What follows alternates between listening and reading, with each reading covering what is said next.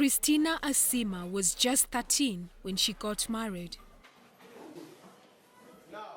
She had no hopes of going back to school.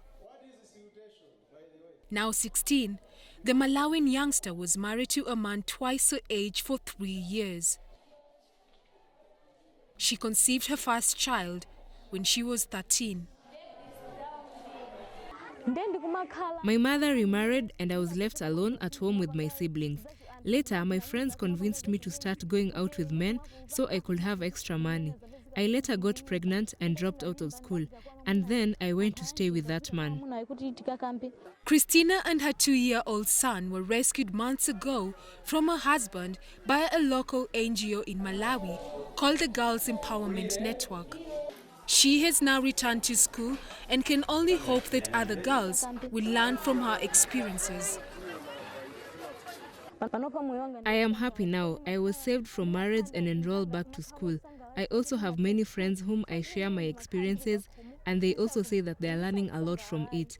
I have recovered and I get support from the organization that rescued me. Child marriage is a reality for both boys and girls. However, girls are usually targeted the most.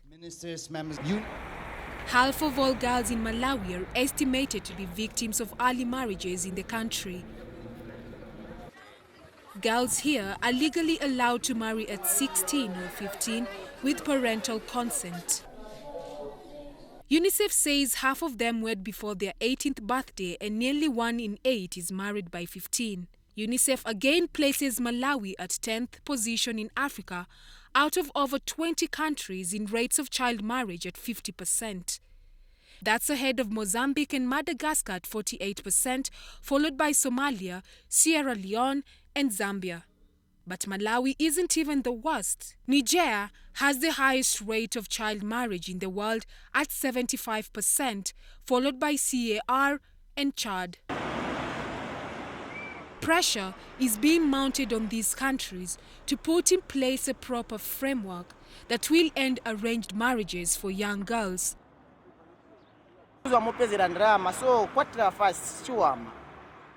Young women should not get married early because that prevents young people from advancing in their education.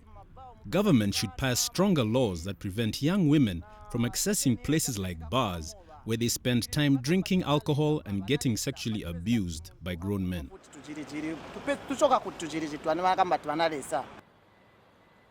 Earlier last year, the United Nations Children's Fund launched a global campaign in Zambia dubbed "Let Girls Be Girls, Not Brides."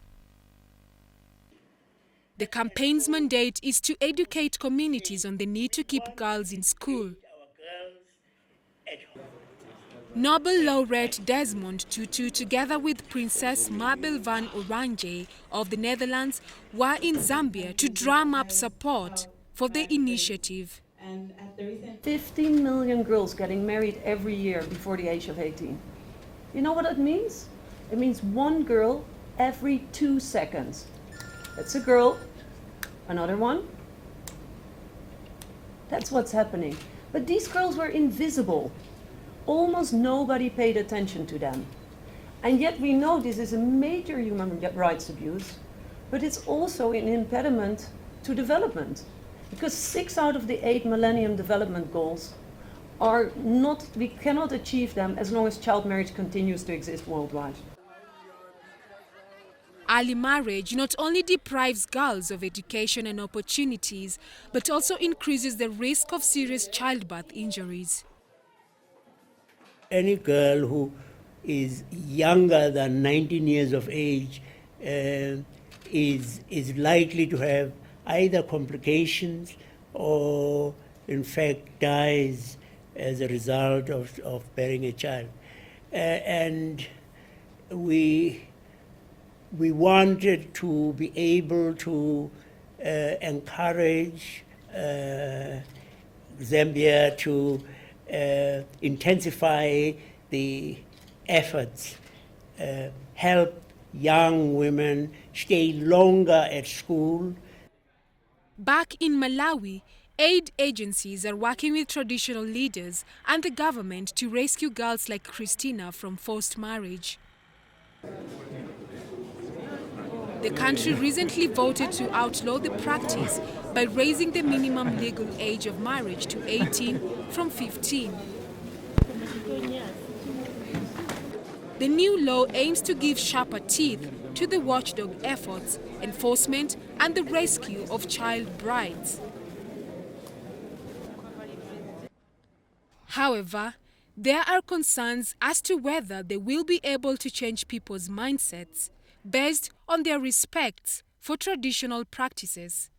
It's very much possible that not everyone will be happy with this, because I mean, some of them, some of the parents or the communities, they still have these attitudes that a girl is for marriage. So to change is a slow process, obviously. So some change will happen, but it is a slow process.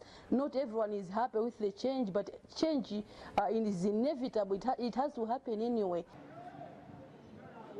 Malawians remain hopeful that the new law will prevent more young girls from being forced down the aisle against their will.